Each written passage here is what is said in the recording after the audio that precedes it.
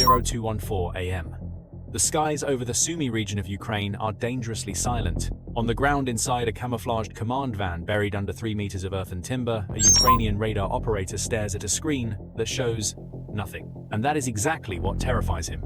For the past 10 minutes, the passive sensors, the electronic ears of the air defense network have been picking up anomalies. Not a blip, not a ping, but a hole in the background static of the electromagnetic spectrum. Something is moving up there, something designed to absorb radio waves, something that flies like a ghost. The computer algorithms crunch the data in milliseconds, comparing the faint disturbance against a library of known threats. Then, the screen flashes red.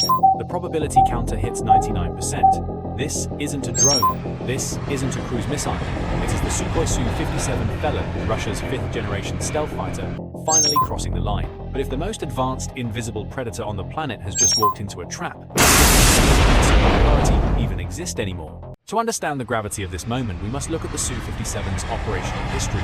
For the first 2 years of the conflict, the Felon lived up to its name by committing crimes from a distance.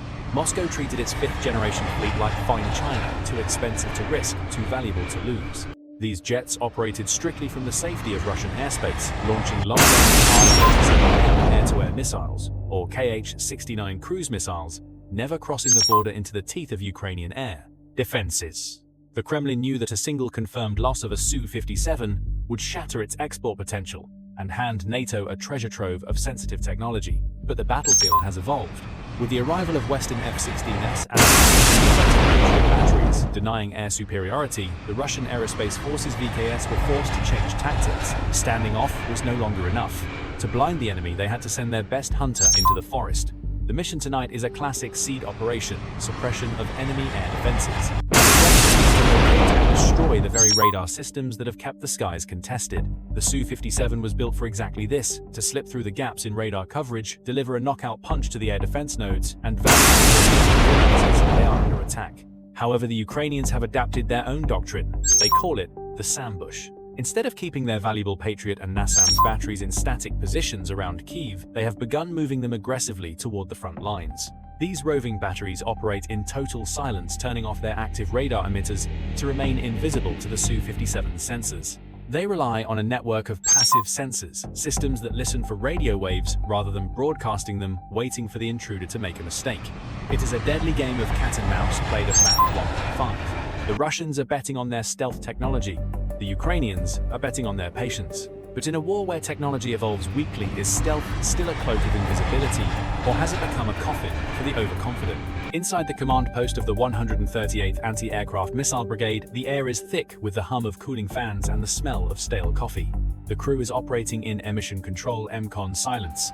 To the Russian pilot soaring at 4,000 feet, the Ukrainian air defense network appears dead. His radar warning receiver, RWR, the device that alerts him when he is being tracked, is blissfully quiet. He believes he is a ghost in an empty house. But he is wrong. The Ukrainians aren't looking with radar, they are listening. Scattered across the forest floor are passive sensors, like the Kolchuga M. These systems don't emit signals. They detect the faint electromagnetic emissions from the Su-57's own altimeter, its communication data links, and even the static electricity building up on its composite skin. By triangulating these whispers from 3 different locations, the central computer builds a track quality index. It's not enough to fire a missile yet, but it's enough to miss. The Ukrainian commander, a veteran of the Kyiv campaign, watches the track merge with a thermal signature from an electro-optical camera 10 miles away. He knows the physics of stealth. The Su-57 has a radar cross-section RCS of roughly 0.1 to 0.5 square meters, about the size of a small bird. Hard to hit, but not impossible. However, physics has a rule to fight. You must reveal yourself. To launch its Kh-69 cruise missile, the Su-57 must open its internal weapons bays. For 2 fatal seconds, the radar-absorbent smooth belly of the jet will transform into a jagged reflective cavity, spiking its radar signature by 400%. The commander's finger hovers over the radiate switch. He isn't hunting a bird. He is waiting for the bird to open its wings. The trap is set, but can human reflexes react faster than a computer flying at supersonic speeds? At 42000 feet, Major Volkov, callsign Okotnik, feels the supreme confidence that comes with flying the most advanced machine Russia has ever built. His cockpit displays are clear. The Himalaya electronic warfare suite integrated into the skin of the aircraft reports 0 emissions from the ground. To him, the Ukrainian air defense network is asleep, suppressed by days of jamming. He lines up his attack run on a thermal power plant near Kyiv. His thumb flicks the safety cover off the weapon release button. The flight computer whispers in Russian. On the ground inside the Patriot command van, the silence is shattered. The moment the Su-57 doors cycle open to drop the Kh-69 cruise missile, the laws of physics betray the pilot. The smooth, stealthy belly of the jet is broken by a cavern of jagged metal and hanging ordnance. On the Ukrainian radar screen, the faint, ghostly track suddenly blooms into a hard, undeniable diamond. The return signal's strength, RSS, spikes by 400%. The operator screams, "Target confirmed hostile, range 5 kilometers." The commander slams his hand on the engagement switch.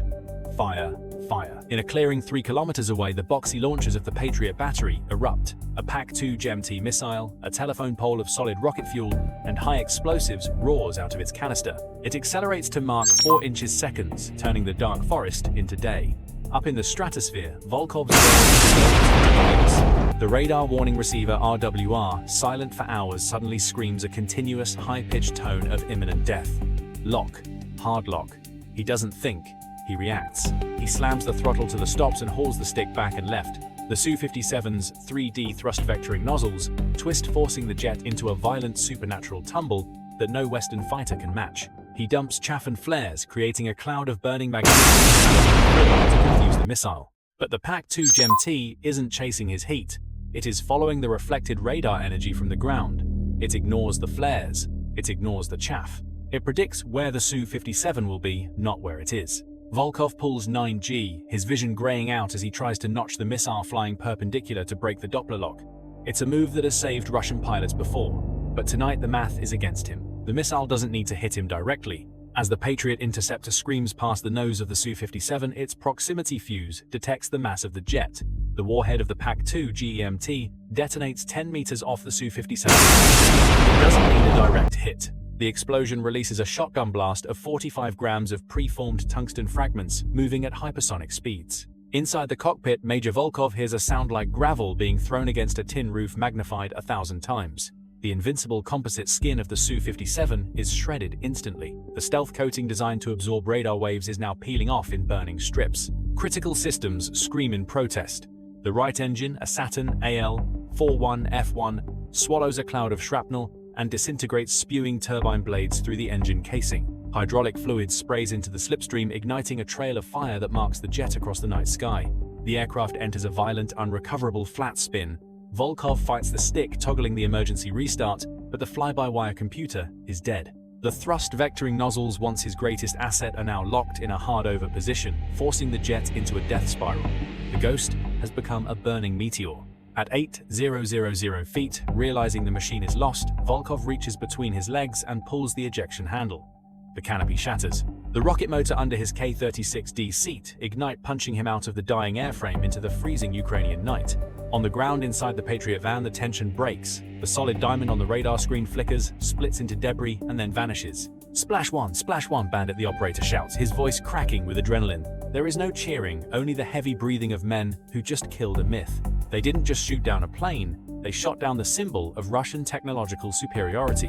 But as the burning wreckage crashes into the dense forests near Sumy, a new race begins. The data recorder, the stealth materials, the radar components, the secrets of the Su-57 are now lying on the ground, waiting for whoever gets there first. The burning wreckage of the Su-57 Felon in the Sumy forest is a testament to a brutal reality. Stealth is not a cloak of invisibility, it is merely a delay mechanism.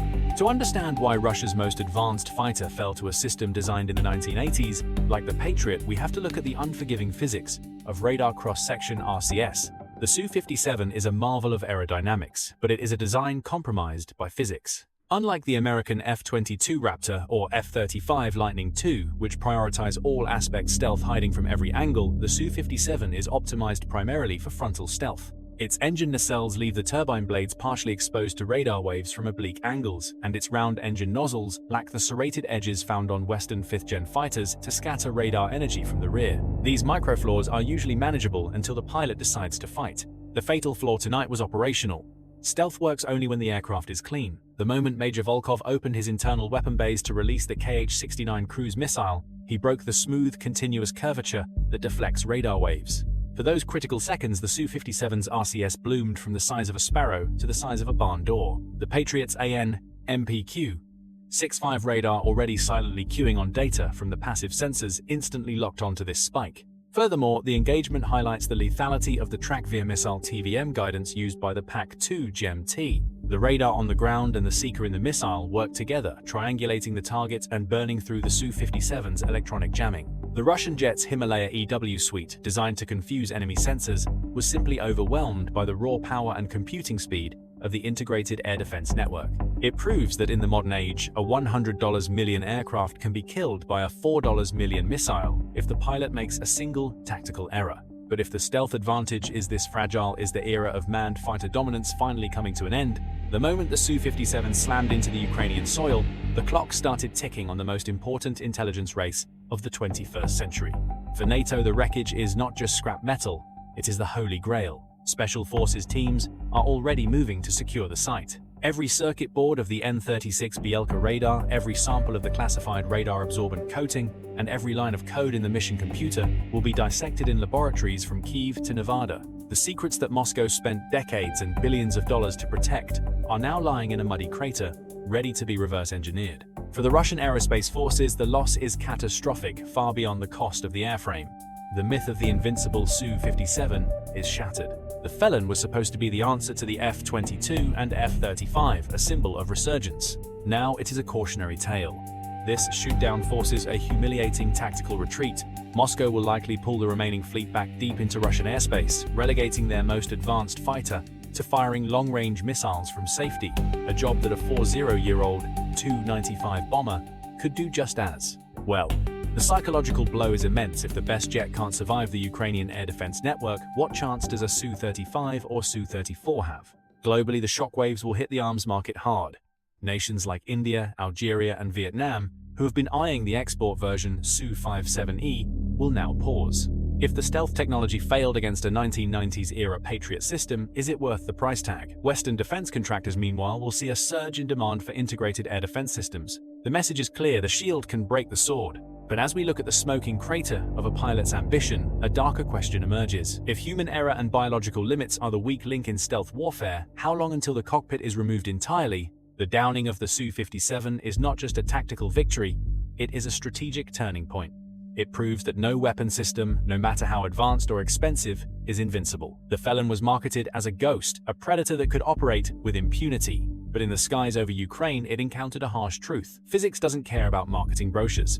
The real lesson here isn't that stealth is dead, far from it.